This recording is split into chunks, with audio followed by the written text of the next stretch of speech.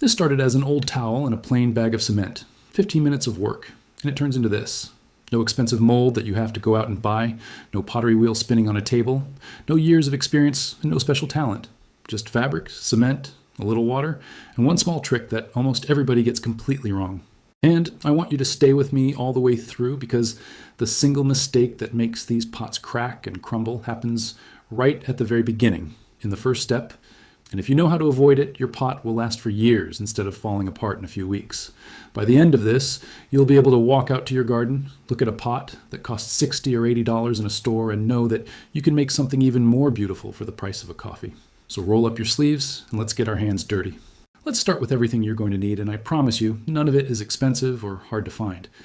You need cement, which you can grab at any hardware store for just a few dollars. You need water, straight from the tap. You need an old bucket or a bowl or even a big plastic flower pot to shape everything over, and it works best if the sides slope outward a little so the finished pot slides off easily at the end. You'll want a pair of gloves, because wet cement is rough and drying on your skin, and honestly it's just more comfortable to work when your hands are protected. And finally you need fabric, and the fabric, out of everything on this table, is the part that matters the most. Remember that mistake I mentioned a moment ago, the one that makes pots crack? This is exactly where it happens.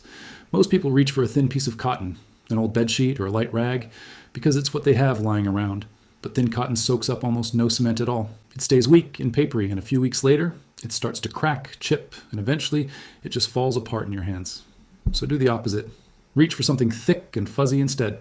An old fleece blanket, a plush bath towel, a soft microfiber cloth, anything with a deep, woolly, fuzzy surface. Those fuzzy little fibers reach out and grab the cement and hold it deep down inside the fabric, instead of letting it slide right off the surface. And here's the part that almost nobody ever tells you. Whenever you can, pick something synthetic, polyester rather than pure cotton. Natural fibers slowly rot away over the months and years, and as they rot, your pot weakens from the inside. Polyester doesn't rot, so a pot made with it will still be sitting proudly on your porch years from now. And one more thing on fabric before we move on. The size and shape you cut it to changes everything about the final look.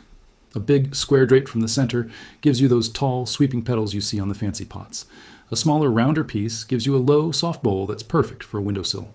So think for a second about where this pot is going to live and cut your fabric to match. Get the fabric right, and honestly, the hardest decision you'll make in this whole project is already behind you. But before we dip a single thing into anything, the cement itself has to be mixed to exactly the right thickness. Too thick, and it clumps up into useless lumps.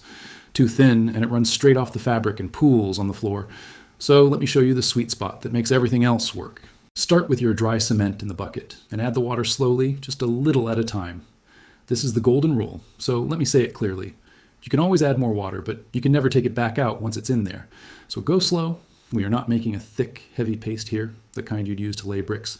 We want it loose and pourable, almost like a runny pancake batter, thin enough that it soaks down into the fibers instead of just sitting on top of them like frosting. Stir it patiently and let the water and the cement really come together into one smooth mixture, because any little dry lumps you leave behind right now will turn into weak spots and cracks later on. And here's a small tip that will save you a genuine mess. Soak your fabric in plain water first before it ever touches the cement. A bone-dry cloth acts like a sponge and drinks all the moisture straight out of your mix, leaving it dry and crumbly and useless. But a fabric that's already damp lets the cement slide in smooth and even and cling to every fiber. Now keep an eye on the mix as you stir. When it coats the back of your spoon and then drips off in a slow, steady ribbon, not runny like water and not stiff like dough, that's the exact texture you're looking for. That's the sweet spot. Get that right, and you're ready for the fun part. And this is where your pot finally starts to get its own personality. Take your soaked fabric and dip the whole thing right into the mix. And don't be shy or gentle about it. Really push and squeeze and work the cement deep into the fabric with your fingers, turning it over, pressing it in, until every single fiber is soaked all the way through and heavy with it. Then lift the whole thing out, let it drip for a second or two so the excess runs off, and drape it over the top of your upside down mold. And this right here is the magic moment, the part you'll want to slow down and enjoy. Because every fold and every crease you make right now is going to become permanent once it dries. Pinch the edges up into soft petals, let the sides fall and drape into loose flowing waves like fabric caught in the wind. Push a gentle crease in over here, lift a little ruffle up over there, gather the top, and let the bottom flare out. And please don't stress about making it look perfect, because I promise you there are no real mistakes in this step. A wrinkle you didn't plan for is very often the exact detail that people point at and ask you how you did it. No two pots ever come out looking the same, and honestly, that is the entire point and the whole beauty of doing it this way. So take your time. Walk around it, step back, turn the mold slowly, look at it from every angle. And when the shape finally makes you stop and smile, that's how you know you're done. And now, we wait.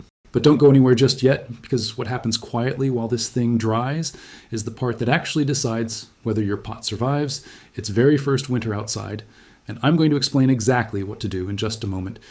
Give your pot about 24 hours to fully cure and harden.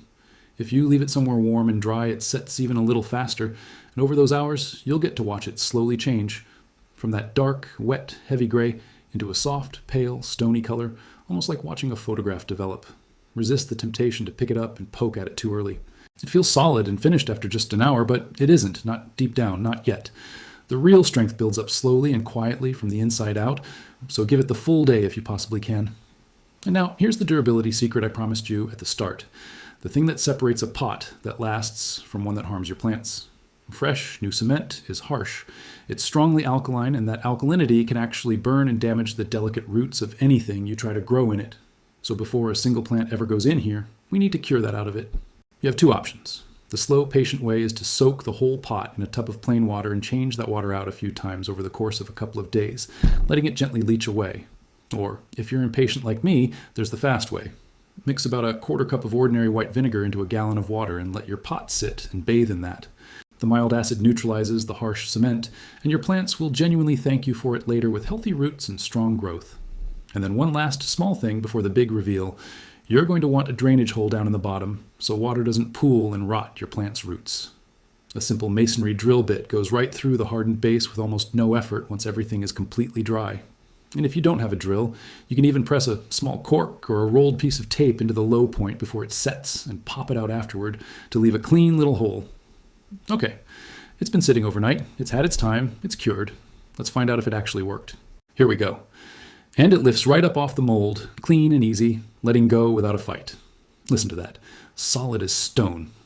Those soft, drooping, wrinkled folds of fabric that felt so floppy and wet in your hands yesterday are now hard, rigid, permanent sculpture. And you made every bit of it yourself with nothing but your own 2 hands and a bag of powder. If you're enjoying watching this whole thing come together, do me one small favor and tap that subscribe button down below. It's completely free. It takes 1 second, and it's genuinely the one thing that tells me to keep making videos exactly like this one for you. And while you're down there, tell me in the comments, what color would you paint yours? I read every single one, and I'm always amazed by the ideas people come up with. Because believe it or not, we are not quite finished yet. The raw, natural gray is honestly beautiful all on its own, and plenty of people stop right here.